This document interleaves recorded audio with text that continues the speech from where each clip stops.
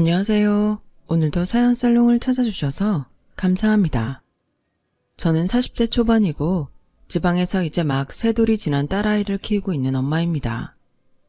요즘은 대체로 결혼이 늦어 아이도 늦게 낳는 것 같은데 그래도 여전히 아파트 단지나 어린이집 엄마들과 이야기를 하다 보면 언제나 제가 나이가 가장 많더라고요. 그럼 잘 모르는 사람들은 지레짐작하며 이런 질문을 저한테 하곤 하는데요. 어머, 예진 어머니는 결혼을 늦게 하셨나 보다. 그래도 대단해요. 40 넘어 출산한다는 게 보통 일은 아닐 텐데. 네, 저는 저 말처럼 지금의 딸아이를 40에 낳았어요. 그리고 저 사람들 말처럼 결혼을 늦게 한 건 아니었는데요. 오히려 그 반대였죠. 제가 결혼을 했을 당시 나이가 25살이었거든요. 그래서 일단 거짓말을 하긴 싫어서 아니라고 대충 대답하고 적절한 타이밍을 봐서 자리를 피했는데 저는 열이면 열, 다음 질문이 뭔지 알 수 있어요.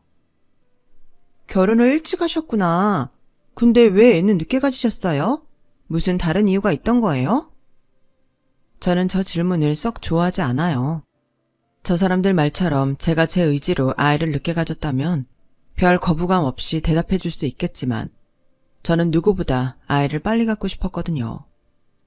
그런데 그런 제 의지와 달리 아무리 노력해도 아이가 생기지 않았고 급기야 어렵게 가진 아이도 유산이 되어 저는 마음고생을 10년 넘게 해야 했어요. 그렇기에 우리 부부에게 늦게나마 찾아온 지금의 딸아이는 정말 하늘이 주신 보물과도 같은 존재인데요. 아이를 갖기 위해 정말 안 해본 짓이 없을 정도였답니다. 우리나라엔 특히 임신에 관한 미신이 많잖아요. 아마 제가 씨바지 빼고는 거의 다 해봤을걸요. 저도 저지만 양가 부모님이 제 임신을 너무 바라셔서 해보라고 하는 건 전부 할 수밖에 없었어요. 그뿐만이 아니었죠. 임신했다가 유산되는 경우도 무려 3번이나 있었는데 그때는 정말 죽고 싶을 만큼 괴로웠어요. 간절히 바라던 우리 아이를 제가 지키지 못했다는 생각 때문이었죠. 거기에 성공 확률이 높다던 시험관 시술도 5년이나 했는데 이건 정말 사람이 할 짓이 아니었어요. 몸도 마음도 너무 힘들거든요. 그런데 병원에서는 불임도 아니고 우리 부부에겐 별다른 이유가 없다고 하니 임신 못하는 저만 점점 죄인이 되어갔는데 이게 악순환이 되어 저의 결혼 생활은 점점 엉망이 되어갔어요. 모든 것이 다 임신에만 초점이 맞춰졌으니까요. 저는 원래는 어린이집 보육교사로 일을 했는데 시부모님은 제가 일을 해서 아이가 안 생기는 거라고 하도 성화를 부리셔서 일도 그만뒀을 정도였는데 그러면서 마음의 병만 키웠던 것 같아요. 당연히 남편도 그런 저를 보는 게 힘들었겠죠. 그리고 역시나 잘 모르는 사람들은 쉽게 위로랍시고 이런 말을 저한테 자주 했는데요. 정은아, 마음을 편하게 먹어야 임신을 하지. 네가 이렇게 마음을 졸이는데 무슨 애가 생기겠어? 병원에서도 별다른 이유가 없다며. 그럼 기다리면 다 생길 거야. 그래, 나이도 젊은데 안 생기는 게 이상하지. 분명 저 사람들은 결코 악의적인 마음은 없었을 거예요. 하지만 저는 그 사람들과 전부 인연을 끊어버릴 정도로 그 말이 싫었는데 겪어본 분들은 아시겠지만 그런 상황에 마음을 편하게 먹기란 어지간한 강심장이 아니면 힘든 일이에요. 그런데 잘 알지도 못하면서 아무렇지 않게 저런 말을 하는 사람들을 볼 때면 저도 모르게 화가 나서 다시는 그 사람들과 연락하지 않았죠.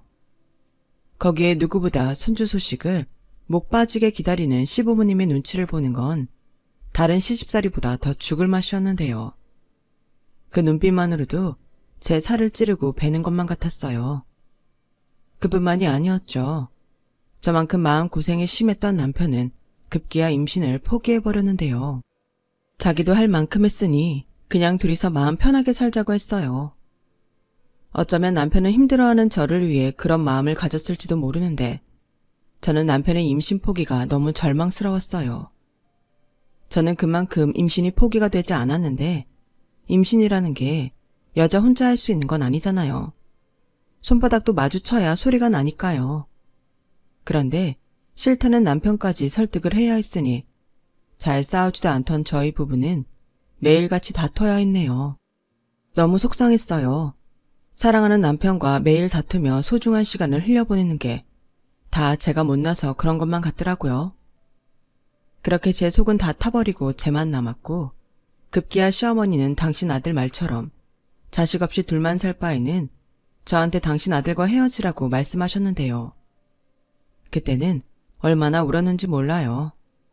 세상에 제 편은 한 명도 없는 것 같았죠.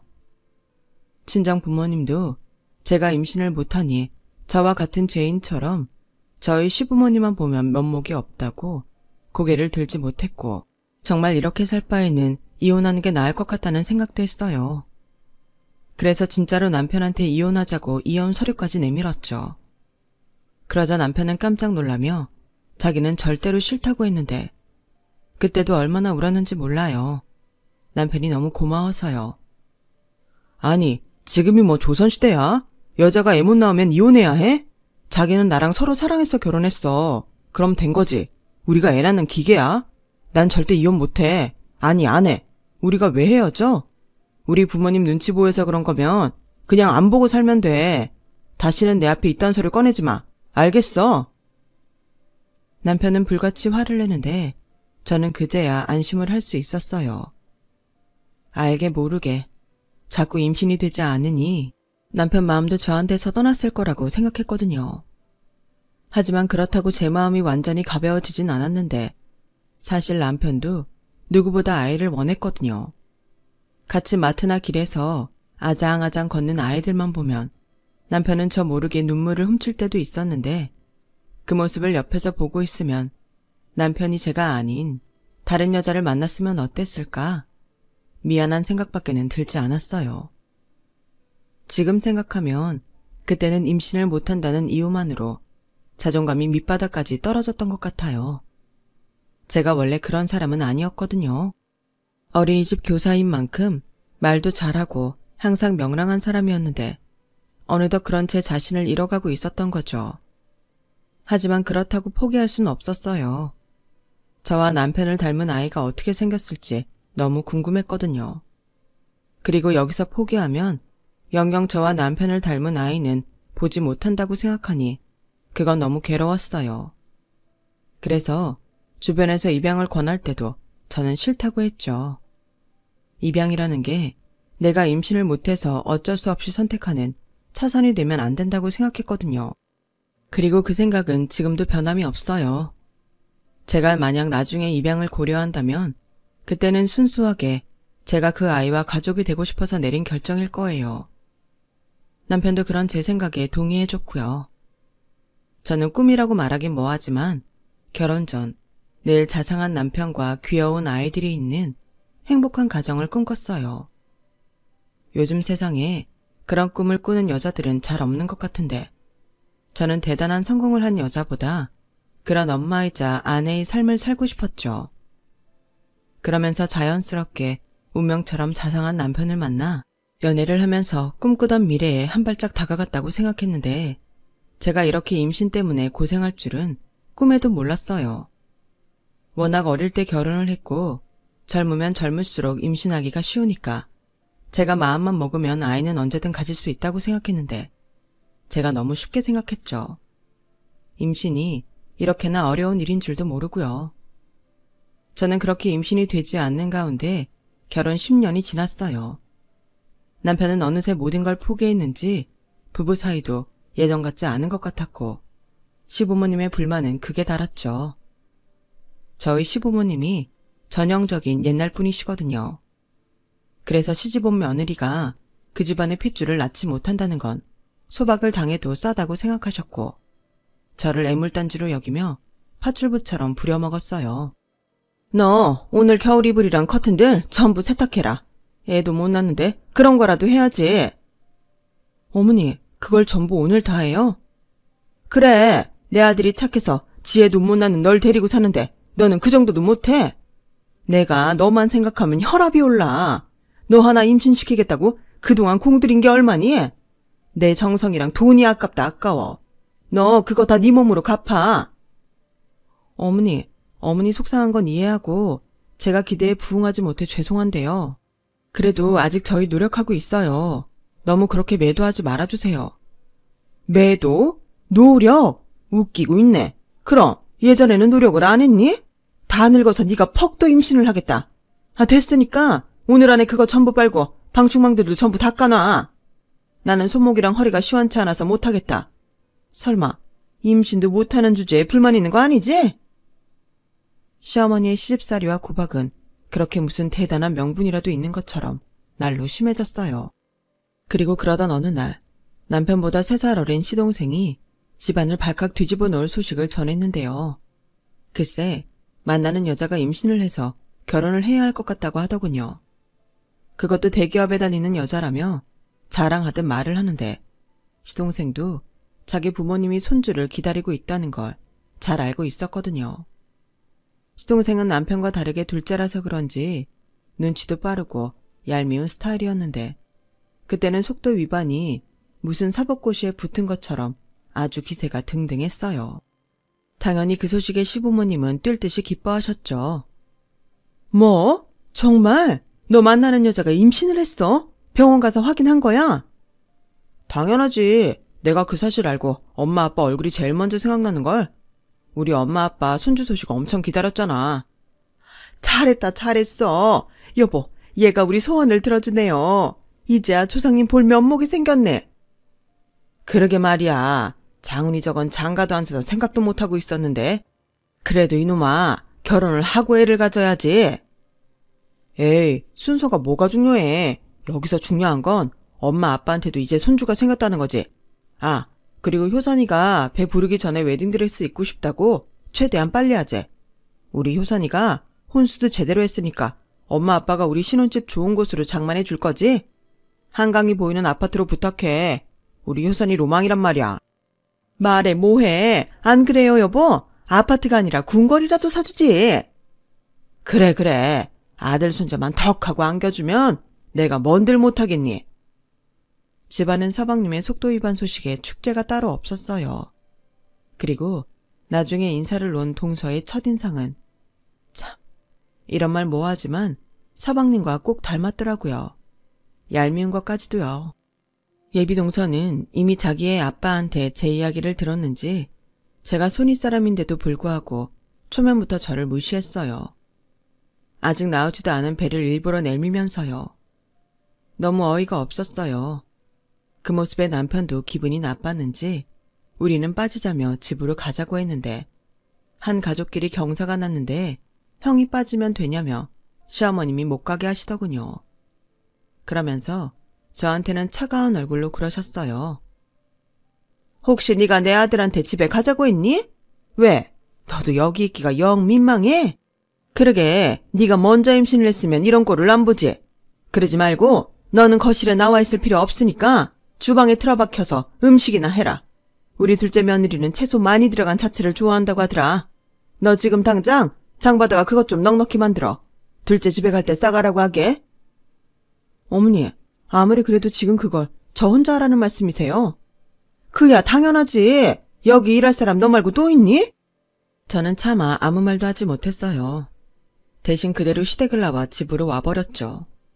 시댁 식구들은 저를 당연히 장보러 나갔다고 생각했고 남편한테 집에 왔다고 문자를 보내니 1시간 정도 지났을까? 시어머님의 전화가 빗발치듯 울렸어요. 당연히 받지 않았죠. 그리고 저도 서운하고 화가 나서 시댁엔 가지 않겠다고 생각했어요. 시어머님이 저를 무시하는데 동서라는 사람이 저를 어떻게 볼지 뻔하잖아요. 그리고 그동안의 시어머니의 인성으로 보면 저와 동서를 두고 차별을 할 것이 분명하기에 저는 그것도 미리 차단하고 싶었어요. 나중에 남편도 저 하고 싶은 대로 하라고 하더군요. 그런 가운데 서방님의 결혼식이 다가왔어요. 속도 위반이 뭔지 상견례도 생략한 채 3개월도 되지 않아 모든 준비를 마쳤죠. 저희 시댁은 땅과 부동산이 제법 있는 집이었는데 아마 최대한 빨리 서방님과 동서를 결혼시키기 위해서 돈을 아낌없이 퍼부었겠죠.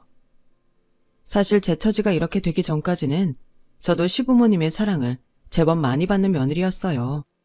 저만 보면 백화점에 가자고 하셨고 몸에 좋은 건 항상 저를 챙겨주셨죠.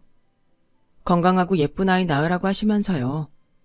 하지만 그런 사랑도 제가 10년 넘게 임신을 못하니 변하게 되었고, 동서가 결혼 전부터 임신을 하니 저한테 줬던 사랑과 관심보다 더 많은 애정을 쏟으셨어요. 소위 기둥뿌리가 뽑힌다고 하죠. 서방님 내외는 동서의 바람대로 한강이 잘 보이는 최고층 아파트에 신혼집을 차렸고, 혼수들도 전부 저희 시부모님이 최신 가전으로만 마련해 주셨는데, 동서는 아이라는 혼수로 달랑 몸만 시집 온 꼴이었어요. 나중에 동서가 자기 입으로 자기는 서방님은 별 볼 일 없지만 시댁 집안 능력이 좋아서 결혼을 결심했다고 하더라고요. 자기처럼 대기업에 다니는 남자들은 이것저것 따지는 게 많아서 오히려 바보처럼 자기만 좋아하는 서방님이 구워먹기가 좋았다고 했어요. 어찌 보면 꽃뱀이었죠. 하지만 그것도 제 눈에만 보였을 뿐 식구들은 보지 못했어요. 오히려 능력 좋은 며느리가 조금 부족한 당신 아들과 결혼해 아이까지 가졌으니 그저 감사한 존재로 무슨 신처럼 떠받들기만 했어요. 당연히 거기에서 가장 서열이 낮은 사람은 저였죠. 시어머님은 당연히 제가 동서의 뒷바라지를 해야 한다고 생각하셨고, 입덧 때문에 고생하는 동서가 너무 안쓰럽다며 저한테 동서 집에 가서 청소와 음식을 해놓고 오라고 하실 정도였어요. 당연히 싫다고 했죠. 가지도 않았고요. 하고 싶으면 어머님이 하라고 했는데, 그러자 시어머니는 불같이 화를 내며 저를 못돼 먹은 천하의 나쁜 년이라고 하시더군요. 네가 그래서 애를 못 갖는 거야. 신보가 그 모양이니 삼신할머니가 너한테 애를 점지해 주겠니? 왜? 네가 손윗사람인데 가서 임신한 동서 도와주려니 배알이 꼬이지? 내 아들만 불쌍하지. 너 같은 것만 안 만났어도 지금 애 둘셋은 낳아서 아빠 소리 들을걸? 어머니, 정말 너무하세요. 어머니도 제가 얼마나 애기 가지려고 노력했는지 아시면서 어떻게 저한테 그런 말씀을 하세요? 저는 동서가 애를 가진 게 싫은 게 아니에요. 어머님이 동서와 저를 차별하시고 저를 막대하시니까 이런 거죠. 아무튼 저는 동서 집에 가서 파출부 노릇할 생각 없어요. 동서가 그렇게 안쓰러우시면 어머님이 하세요. 그리고 미리 말씀드리는데 어머님이 자꾸 그러시니까 저 당분간 어머님 댁엔 가지 않을 거예요. 뭐야? 이게 정말 웃기는 애네? 애도 못 낳는 주제에 며느리 노릇도 안 하겠다? 네, 어머님이 저를 며느리가 아닌 파출부 취급을 하는데 제가 돈을 받을 것도 아니고 거기 갈 이유가 없죠. 굳이 무시당하고 상처받으려고 거기를 가요? 앞으로는 그이만 보낼게요. 그이가 싫다고 하면 그것도 어쩔 수 없고요. 야, 너 지금 나하고 해보자는 거지? 이게 이제 나랑 내 아들 사이도 갈라놓으려고 작정을 했네. 네가 안 오는데 걔가 우리 집에 오겠어? 너 일부러 그러는 거지? 나 엿먹이려고. 그렇게 생각하시면 어쩔 수 없고요. 그럼 이만 전화 끊을게요. 야, 너 전화 끊기만 해? 너 아주 내 손에 죽어? 저는 수학이 넘어 악을 쓰는 시어머니를 무시한 채 전화를 끊어버렸어요. 그리고 시어머니 번호를 차단해버렸죠. 차단하지 않으면 계속 전화를 하실 테니까요. 그런데 웃긴 건 동서였어요. 그리고 나중에 알았죠. 동서가 시어머니께 저를 자기 좀 도와주러 보내달라고 했다는 걸요. 형님, 저희 집에 안 오시겠다고 어머님이랑 싸웠다면서요? 아니, 형님은 나이도 적지 않은데 어떻게 그렇게 경우가 없으세요? 제가 남이에요? 가족이잖아요. 그리고 형님이 임신 못한 거 제가 이렇게 대신하고 있는데 저한테 고마워하셔야죠. 뭐? 동서가 나 대신 임신했다고? 지금 그게 무슨 말이야? 만약 저도 형님처럼 임신이 안 됐어 봐요. 그럼 시부모님이 얼마나 속이 상하시겠어요? 아버님이 그러시던데요. 그동안 동문회도 못 나가셨대요. 당시만 아들 손주가 없으셔서. 그런데 제가 이렇게 임신을 해서 시부모님 마음이 한결 풀어졌으니 얼마나 다행이냐고요. 그러니까 형님이 못한 거 제가 대신한 거죠. 안 그래요? 저는 동서의 궤변에 어이가 없어서 말이 나오지 않았어요. 그러자 동서는 자기의 말발에 제가 아무 소리를 못한다고 생각했는지 더 어이없는 말을 늘어놓았고 참고 있던 화가 끝내 폭발하고 말았네요.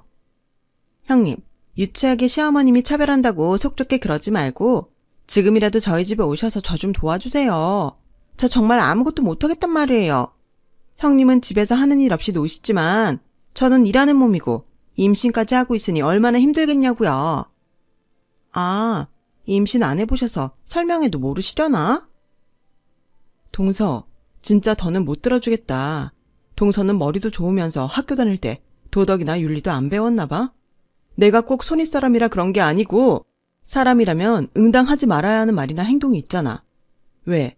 시어머님이 나를 무시하니까 동서도 그래도 되는 것 같아? 나는 뭐 동서처럼 막 나가지 못해서 아무 말 안 하는 줄 알아? 동서랑 똑같은 아나무인 되고 싶지 않아서 참는 거야. 인내심 그만 테스트하고 자기 일은 자기가 알아서 해.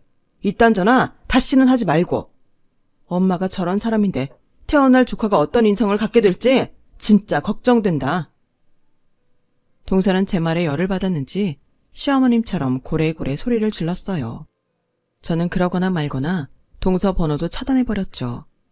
하지만 동서한테 무시당한 상처는 시간이 지나도 아물지 않았는데요. 그러다 시댁 집안에서 가장 중요하게 챙기는 제삿날이 되었어요. 저는 당연히 시댁에 가지 않을 작정이었기 때문에 남편한테만 시댁에 가라고 했는데 남편이 싫다고 하더라고요. 저 없이 시댁에 가서 제 욕을 듣고 앉아있기가 힘들다면서요. 그럼 알아서 하라고 남편 뜻을 존중했는데 장남이 제사에 참석을 하지 않으니 시부모님이 난리가 났어요. 제가 전화가 되지 않으니 저희 집까지 쳐들어오셨죠. 그러면서 제가 남편을 조종해서 철륜을 끊게 한다고 조상님 어쩌고 저쩌고 하는데 얼마나 시끄럽게 구는지 옆집에 신고로 경찰까지 왔어요. 그래서 하는 수 없이 도살장에 끌려가는 소처럼 시댁에 가게 됐고 시댁엔 배가 제법 나온 동서가 굉장히 싫은 얼굴로 앞치마를 두르고 식탁에 앉아 있었는데 저를 보고 다행이라는 듯 얼굴에 화색을 띠며 자기가 두르고 있던 앞치마를 저한테 넘겼어요. 저는 또 형님이 진짜 안 오시는 줄 알고 얼마나 걱정했는지 아세요? 이 많은 음식을 제가 어떻게 하냐고요. 근데 이제는 형님이 오셨으니까 저는 거실에 나가 있어도 되죠? 제가 아직 입덧이 심해서. 동서, 무슨 소리야. 제사 준비는 다 같이 해야지. 아무리 입덧이 심해도 이건 아니지 않아? 옆에서 칼질이랑 재료 다듬는 거라도 해. 싫어요. 제가 형님이 있는데 이런 걸 왜 해요? 잊으셨나 본데 저 임산부예요. 그리고 솔직히 요즘 세상에 누가 이렇게 음식을 많이 해요? 누가 다 먹는다고. 임신한 게 뭐 벼슬이라도 돼? 잔말 말고 해. 재료가 많아 보일 뿐 막상 음식하면 얼마 되진 않으니까. 그 입 다물고 손이나 움직여. 어머니, 형님 너무 무서워요. 야, 너는 왜 엄한 둘째한테 짜증이야? 임신하면 힘들 수도 있지. 그리고 얘 시집 오기 전엔 네가 다 하던 일이잖아. 왜? 이젠 동서도 있는데 너만 일 시켜서 또 뿔났냐? 어머니가 그러니까 동서가 더 저러는 거예요. 그리고 제가 지금 원해서 여기 온 거예요? 저희 집까지 오셔서 그 난리를 치시고 저 이제 동네 창피해서 나갈 수도 없다고요. 아무리 동서가 어머니 눈에 예뻐 보여도 이러시는 거 아니에요. 저 지금이라도 다시 갈래요. 뭐야? 너 진짜 사람 꼭지 도는 거 보고 싶어? 가긴 어딜 가. 너 그거 다 해놓을 때까지 절대 못 가. 너는 니네 집에서 그렇게 하라고 배웠냐? 도리도 못하고 예의도 없고? 아, 내가 그때 결혼을 시키지 말았어야 했는데 내가 널 며느리로 들인 게 천추의 한이다. 시어머니는 동서를 감싸느라 그렇게 저한테 소리를 치셨어요. 그러자 거실에 있던 시아버님이 못마땅하다는 듯 주방으로 오셔서 시어머니께 한 소리를 하시는데 그게 전부 불똥이 저한테로 튀었죠. 거참, 왜 자꾸 주방에서 여자 목소리가 새어나와? 오늘이 무슨 날인지 몰라? 제사 준비나 할 것이지 왜 자꾸 입을 놀려? 아니, 큰애가 자꾸 내 속을 뒤집잖아요. 며느리 하나 제대로 잡지도 못하고 자네가 그러고도 시어머니야? 아무튼 한 번만 더 주방에서 큰 소리 나기만 해. 내가 아주 조상님 볼 면목이 없어. 그리고 첫째 너, 내가 그렇게 안 봤는데 아주 실망이 크다. 맏며느리면 맏며느리답게 행동을 해야지. 그래야 둘째가 널 보고 배울 게 아니냐. 원래 옛말에 윗물이 맑아야 아랫물이 맑다고 했다. 네가 그러면 얘도 너처럼 똑같이 그럴 거 아니야. 나는 그 꼴 절대 못 본다. 시아버님은 모든 원인이 저한테 있다는 듯 삿대질까지 하시며 저한테 뭐라고 하셨어요. 그러자 동서는 실실 웃으며 저를 고소하다는 듯 쳐다봤고 그 가운데 마치 자기는 아무 잘못도 없다는 듯 딴짓을 했어요. 그 모습이 얼마나 얄밉든지. 그런데 그때였죠. 동서가 갑자기 아기 초음파 사진을 꺼내더니 대단한 서프라이즈를 하는 듯 이렇게 말했어요. 어머니, 이것 좀 보세요. 우리 아가 초음파 사진인데 딸이게요, 아들이게요? 어머, 이게 말로만 듣던 입체 초음파 사진이니? 세상에, 우리 손주는 태아인데도 인물이 환하네. 가만 보자. 그게 탈렸나? 어머나, 이거? 맞아요. 어떻게 바로 땅 알아보시지? 저는 보고도 몰랐는데. 정말이야? 사내 놈이 맞는 거야? 여보, 이것 좀 보세요. 우리 아들 손자 초음파 사진이랍니다. 세상에나 이런 경사가 어디 있어요? 뭐야? 정말이야? 조상님 감사합니다. 둘째니가 진짜 큰일 했다. 오늘 제사상에 이 사진도 같이 올려라. 그럼 저는 오늘 음식 안 해도 되죠? 아들이라 그런가 진짜 힘들어요. 그래. 너는 쉬어. 원래 제사 준비는 네 형님이 알아서 다 했어. 그네야, 너는 오늘 군말하지 말고 둘째 힘들지 않게 이것들 전부 준비해라. 원래 네 일이잖아. 가자. 아우, 이런 복덩이 예뻐 죽겠네. 너 뭐 갖고 싶은 거 있니? 말만 해. 시애미가 다 사줄게. 그렇게 동서는 품에 있던 초음파 사진 한 장에 시부모님의 사랑을 독차지했어요. 그리고 시어머니는 저한테 모든 일을 떠넘기시고 동서와 함께 거실로 가셨는데 거실에는 웃음소리만 들리더라고요. 그 순간 어찌나 울컥하는지 솔직히 인정하고 싶지 않지만 동서가 부러웠어요. 시부모님의 사랑을 모두 차지해서가 아니라 초음파를 볼 수 있는 자기 아이가 있다는 게 그렇게 부럽더라고요. 그리고 그때 제가 이럴 줄 알았는지 남편이 식구들 몰래 주방으로 왔고 저를 꼭 안아주는데 참고 있던 눈물이 터지고 말았네요. 왜 우리한테는 아이가 찾아오지 않는지 하늘이 원망스러웠어요.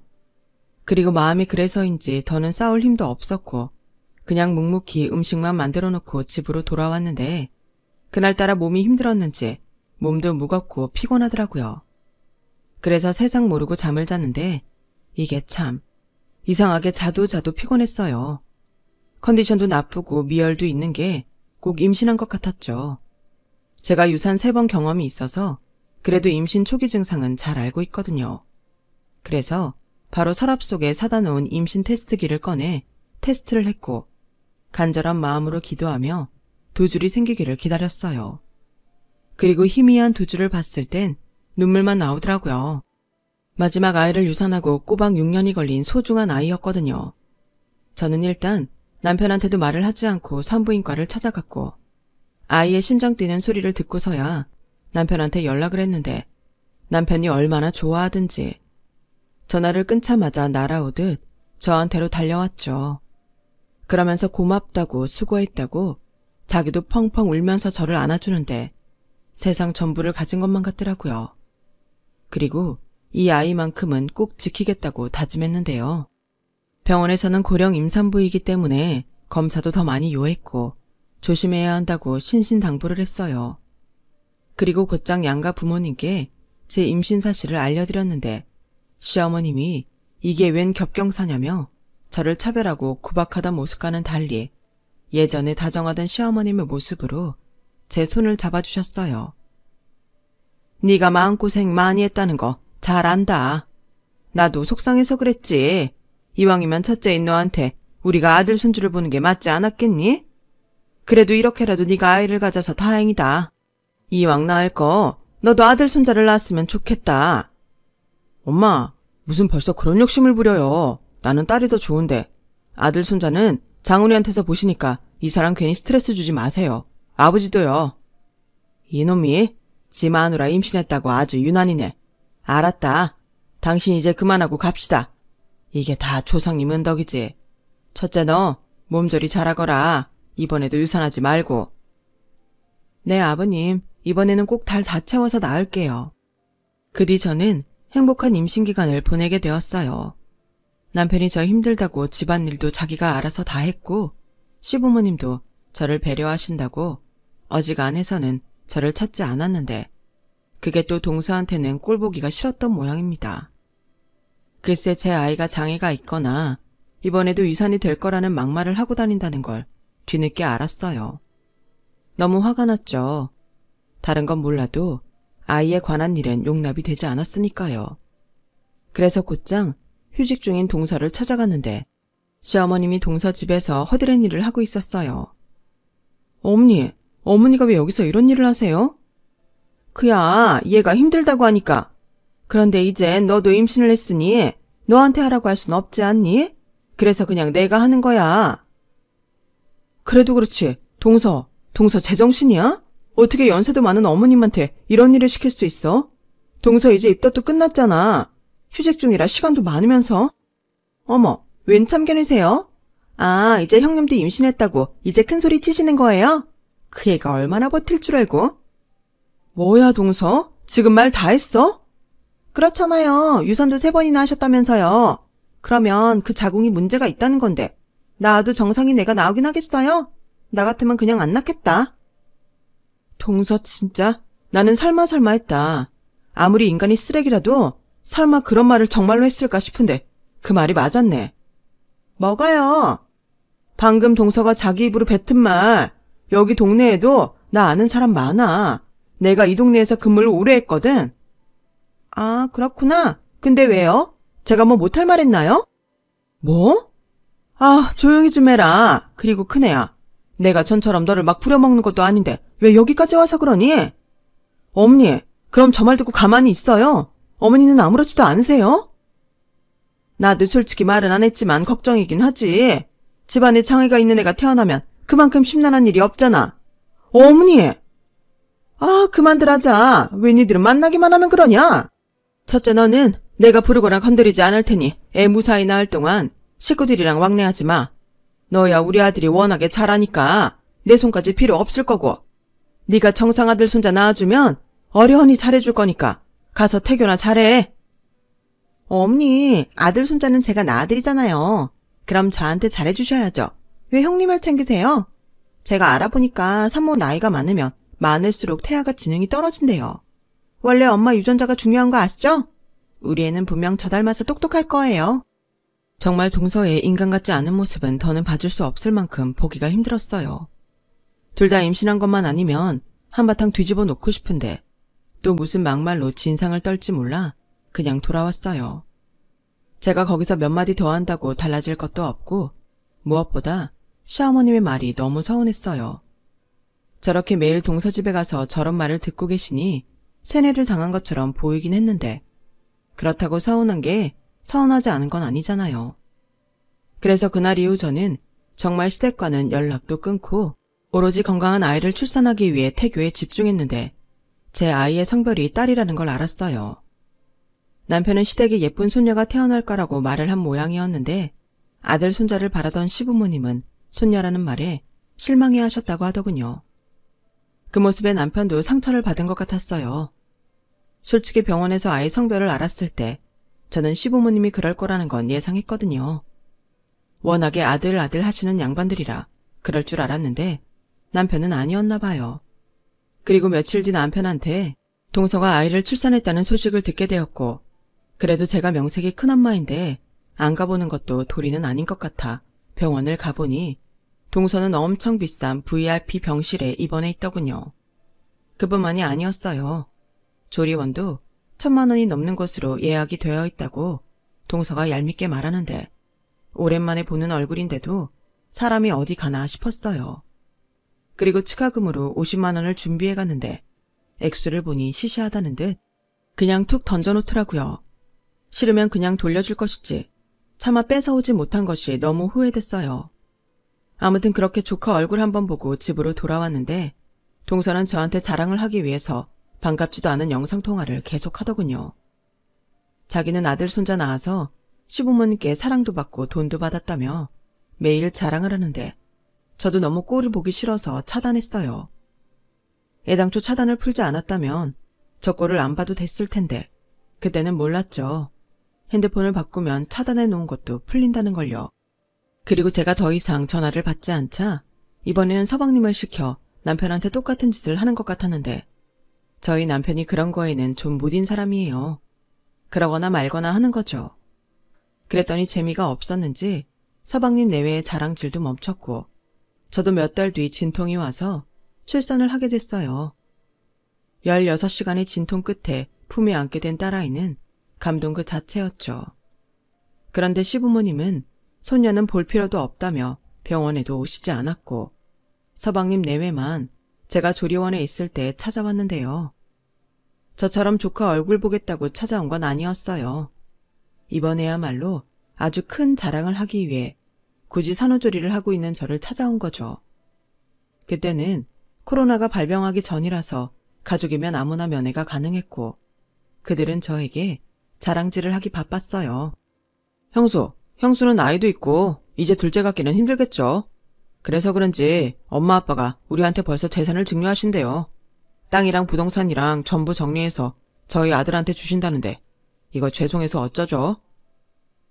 그래요. 저는 괜찮아요. 원래 처음부터 그럴 욕심도 없었고.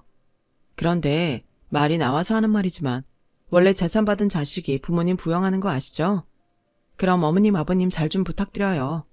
서방님 말처럼 저는 노산이라 그런지 아이 낳고 몸이 많이 힘드네요.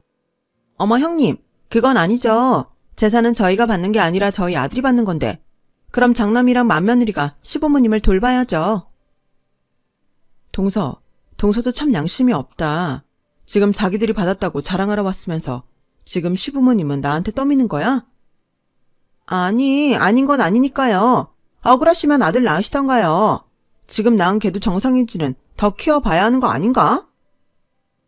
동서, 내가 전에도 경고했지? 왜 자꾸 경솔하게 그 입을 놀려? 이제 막 태어났어. 어떻게 작은 엄마라는 여자가 그딴 말을 해? 그럼 나도 똑같이 말해줄까? 동서가 낳은 걔도 조심해. 그 인격에 산에 놓으면 각종 문제 일으키겠네. 어머, 나중에 뉴스에서 보는 거 아니야? 형수, 무슨 말을 그렇게 해요? 왜요? 동서가 우리 애한테 하는 건 괜찮고 내가 서방님 애한테 뭐라고 하는 건 못 참겠어요? 나도 마찬가지예요. 한 번만 더 내 새끼한테 이상한 말 하기만 해요. 그때는 가족이고 뭐고 없어요. 알죠?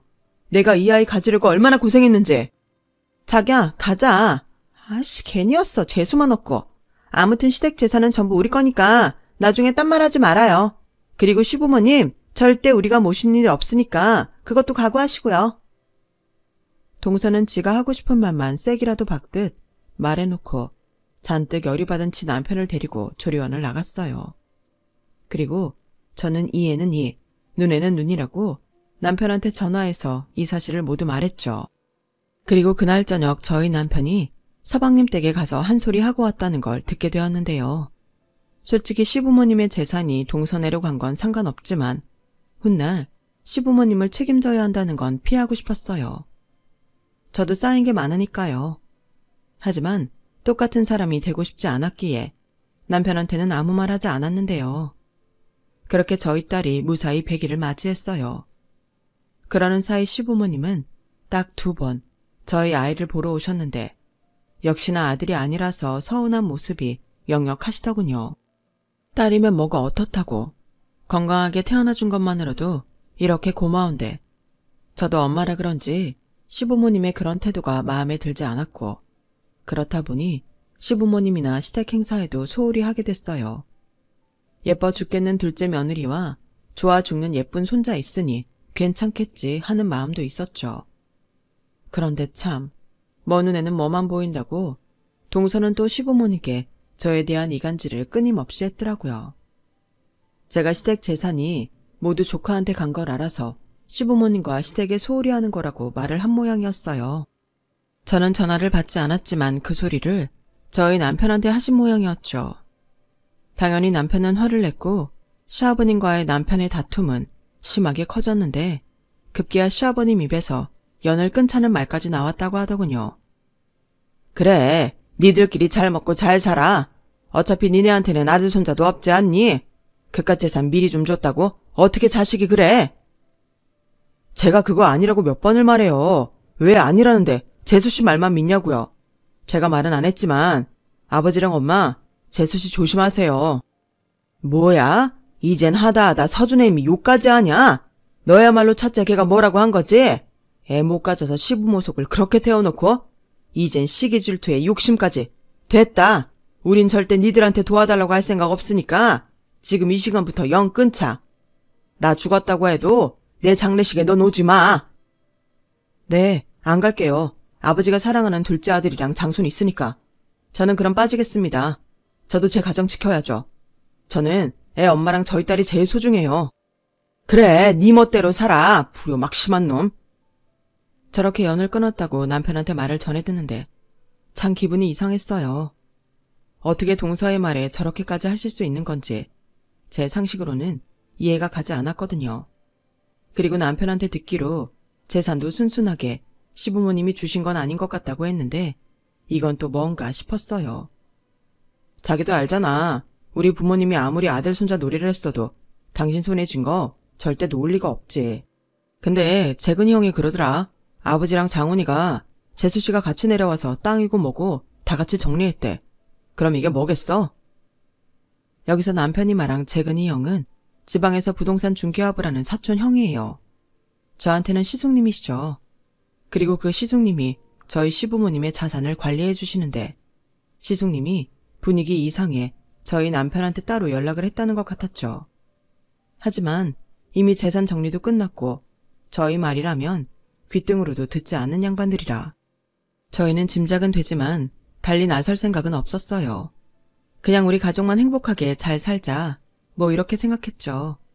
그리고 그 이듬해 살던 아파트 값이 많이 올라서 평수를 넓혀 이사를 했고 그곳이 지금 현재도 저희 가족이 살고 있는 아파트입니다. 저희 아파트는 주변 인프라가 좋아서 경기가 어렵다고 해도 값이 내려가지 않을 만큼 인기가 많아요. 저희도 운이 좋았던 거죠. 그리고 무사히 저희 딸의 첫 돌잔치를 했고 나이 많은 엄마라 체력으론 힘들지만 나름 행복한 육아를 하며 지내고 있었는데 뜻밖의 손님이 찾아왔어요. 등본을 떼보셨는지 시부모님이 저희가 사는 곳을 알고 찾아왔더라고요. 그것도 놀라운 일이었지만 사실 제가 정말 많이 놀랐던 건 두 분의 초라한 행색이었어요. 살도 많이 빠지셨고 입고 계신 옷도 철이 지나 계절에 맞지 않았죠. 어머니 아버님 모습이 왜 그러세요? 무슨 일 있으셨어요? 그게 말이다. 우리가 둘째한테 단단히 당했어. 네? 그게 무슨... 장훈이 그게 전업투자자인지 뭔지를 한다고 우리한테 가져간 재산을 홀랑 말아먹었다. 그뿐만이 아니지. 은행 대출, 대부업 대출까지 아주 빚더미에 올라서 이것들이 살던 집도 날리고 빚쟁이한테 쫓긴다고 해서 우리가 살던 집까지 팔아서 도와달라고 하는데 우리가 다른 건 몰라도 서준이 그거 생각해서 안 해줄 수가 없었지. 그래서 팔아서 돈을 해줬는데 서준 애미가 그거 가지고 날랐다. 애도 두고 돈만 가지고 날랐어. 다니던 회사도 그만뒀다고 하더구나. 퇴직금이라도 어떻게 해보려고 했는데 이미 그것도 다 손을 써놔서 빈 깡통이야. 아주 우리가 친척들 집 전전하며 난리도 아니다. 장훈이 그건 충격받아서 어디로 갔는지도 모르고 아직 어린 서준이는 또 돌봐줄 사람이 없지 않니. 그래서 염치 없는 거 알지만 우리가 너희를 찾아왔다. 너 우리한테 많이 서운한 거 안다. 우리가 네 남편한테 영 끊자고 했으니 사실 내가 지금 딱 죽고 싶은 심정이야. 근데 어쩌니 그래도 우리가 부빌 곳이 너희밖에 없는걸.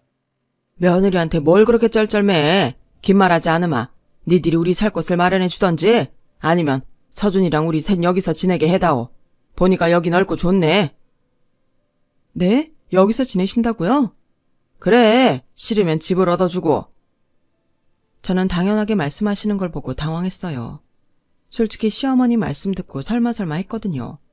하지만 그 뒤 돌직구에 저는 정신이 번쩍했고 일단은 남편한테 말해놓겠다고 오늘은 돌아가시라고 했는데요. 시어머님이 거실 바닥에 대자로 누워버리셨어요. 너는 참 머리가 나빠. 갈 곳이 없다고 여태 말하지 않았니? 우리 오늘부터 여기 있을 거다.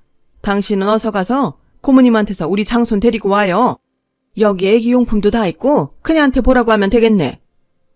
어머니, 지금 뭐 하세요? 제가 왜 서준이를 봐요? 싫어요. 어머, 너도 참 매정하다. 그런 부모도 도망가고 없는 조카를 넌 그냥 외면하겠다는 거야? 네, 저는 저희 딸 키우는 것만으로도 힘들고요. 이렇게 여기서 이러시면 남편과 상의할 필요도 없이 경찰 부를 거예요. 야, 네가 어떻게 우리한테 그럴 수 있어? 네가 싫다고 해도 네 남편이 내 장남이고 넌 우리 맏며느리야.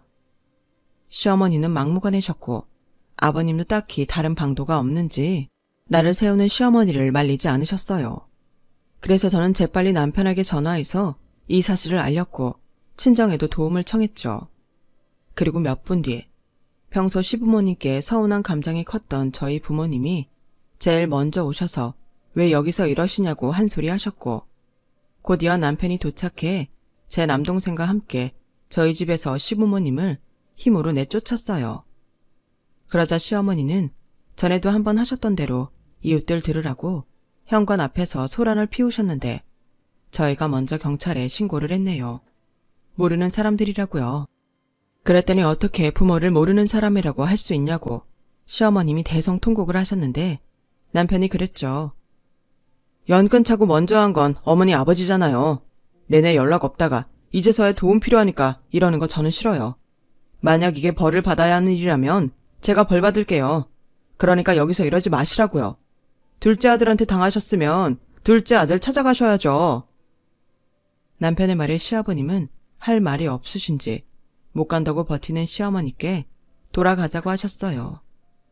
아무래도 남편의 말에 상처를 받으시는 보이더라고요. 그리고 저희 친정아빠가 그 모습이 안 돼 보이셨는지 당신 지갑에 있던 현금을 모두 꺼내셨는데요. 얼마인지 물어보지 않아서 얼마인지 자세히는 모르는데 그래도 5만 원권이 꽤 보였어요. 그러자 저희 시아버님이 눈물을 보이시더군요.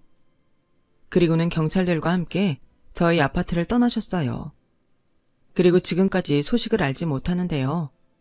가끔 자식된 도리가 있는데 저희가 잘못한 게 아닌지 문득문득 마음이 힘들 때가 있지만 저희는 그때의 행동을 후회하진 않습니다. 받은 대로 돌려줬다고 말하는 건 아닌 것 같은데 지금은 그냥 서로 이렇게 무소식이 희소식이라고 생각하며 지내는 게 좋을 것 같아요. 시부모님도 시부모님이지만 부모한테 버림받은 조카가 부디 건강했으면 좋겠어요. 괜히 어른들 싸움에 조카 아이만 불행한 것 같아 마음이 아파요. 저희 아이와 동갑이다 보니 조카가 종종 생각나거든요.